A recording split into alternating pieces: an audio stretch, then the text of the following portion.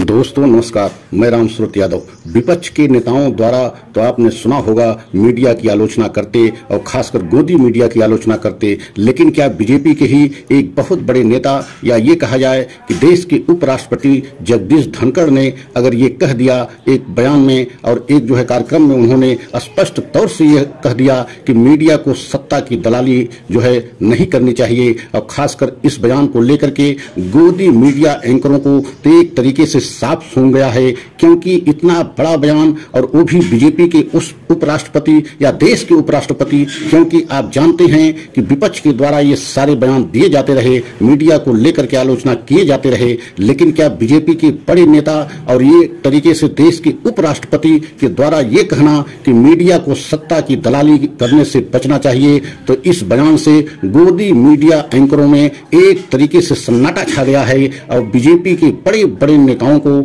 या ये कहा जाए कि बड़े बड़े धुरंधरों को क्या ये आभास होने लगा है कि 2024 में जो है बहुत बड़ा खेला होने जा रहा है, या सत्ता जाने का आभास दिखाई देने लगा अभी से, क्योंकि आपने अभी तक किसी भी जो है बड़े जो है बीजेपी के बड़े नेता के द्वारा ऐसा बयान नहीं सुना होगा। ये अलग विषय है कि जगदीश धनखड़ जी देश के उपराष्ट्रपति हैं, लेकिन वो पहले उपराष्ट्रपति बनने से पहले बीजेपी के ही बहुत बड़े नेता हैं। तो आप क्या समझ सकते हैं कि उपराष्ट्रपति के द्वारा इस तरीके से मीडिया को लेकर के बयान दिया जाना कि मीडिया को सत्ता की दलाली करने से बचना चाहिए, क्योंकि मीडिया भी एक चौथा स्तंभ है और मीडिया की भी जिम्मेदारी जनता के प्रति जवाबदेही बनती है, क्योंकि वह मीडिया की जिम्मेदारी है कि पूरा सच और सभी सच से देश को अवगत कराए, देश की जनता को अवगत कराए। सिर्फ जो है सत्ता पक्ष की दलाली नहीं करनी चाहिए, या सत्ता पक्ष जो चाहे वही जो है मीडिया को नहीं दिखाना चाहिए। तो इस तरीके से अगर इतने बड़े नेता और खासकर देश के उपराष्ट्रपति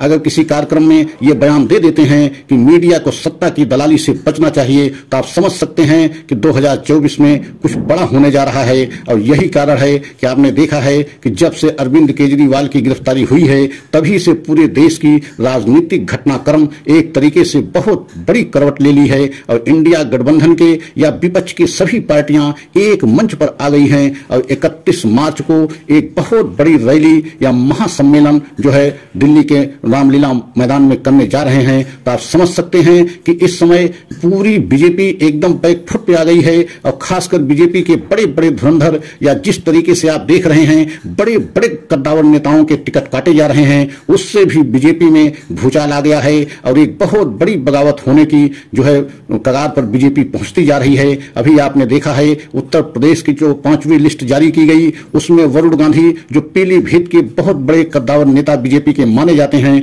उनका जो है टिकट कट गया है, और अब ऐसा फैसला जो है दिखाई दे रहा है कि बहुत जल्द जो है वरुण गांधी बहुत बड़ा फैसला ले सकते हैं और बीजेपी के खिलाफ कोई बहुत बड़ा ऐलान भी कर सकते हैं या कांग्रेस में वापसी कर सकते हैं। और कयास तो यहां तक लगाया जा रहा है कि बहुत जल्द जो है वरुण गांधी कांग्रेस में शामिल भी हो सकते हैं। तो आप कल्पना कीजिए कि क्या बीजेपी के बड़े बड़े धुरंधरों का अब एक तरीके से 2024 की सत्ता को लेकर के डर लगने लगा है। और यही कारण है कि प्रधानमंत्री मोदी जी को भी आभास होने लगा है कि 2024 में कुछ बड़ा खेला होने जा रहा है। जिस तरीके से ईडी के अधिकारों को लेकर के पूरे देश में गलत संदेश गया है, खासकर अरविंद केजरीवाल की गिरफ्तारी को लेकर के पूरे देश में एक गलत संदेश गया है कि ईडी क्या विपक्ष के नेताओं को एक तरीके से जेल भेजने में लगी है, क्योंकि कोई विपक्ष के नेता 2024 के चुनाव में प्रचार करने के लिए रह न जाए। यही मंशा है बीजेपी की, और यही कारण है कि अब बीजेपी जो है अरविंद केजरीवाल की गिरफ्तारी से स्वयं फंसती जा रही है। और ईडी के ऊपर जिस तरीके से सवाल उठे हैं, ईडी को भी इस समय बहुत मुश्किलों का सामना करना पड़ रहा है। पूरे देश की जनता में एक ऐसा सवाल जो है बनता जा रहा है कि मोदी के इशारे पर ईडी विपक्ष के सभी नेताओं को जेल भेज करके जो है अकेले बीजेपी 2024 को चुनाव लड़ना चाहती है। जब विपक्ष का कोई नेता बाहर रहेगा नहीं तो प्रचार प्रसार कैसे करेगा, किस तरीके से पार्टी उसकी चुनाव लड़ेगी। और यही संदेश पूरे देश की जनता में जा रहा है, और इसी से बीजेपी इस समय घबरा गई है कि जिस तरीके से अरविंद केजरीवाल के गिरफ्तारी के बाद देश की राजनीति बदल गई है और पूरे विपक्ष के सभी नेता सभी पार्टियां एक मंच पर आ गई हैं। और आपने ये देखा कि जिस तरीके से देश के उपराष्ट्रपति मीडिया को लेकर के जगदीश धनखड़ ने इतनी बड़ी बात कह दी कि मीडिया को सत्ता की दलाली से बचना चाहिए और सत्ता की दलाली नहीं करनी चाहिए, तो गोदी मीडिया एंकरों को तो बहुत बड़ा एक तरीके से झटका लगा है और एक तरीके से सन्नाटा छा गया है कि बताइए देश के उपराष्ट्रपति इस तरीके से बयान देने के मतलब क्या है कि क्या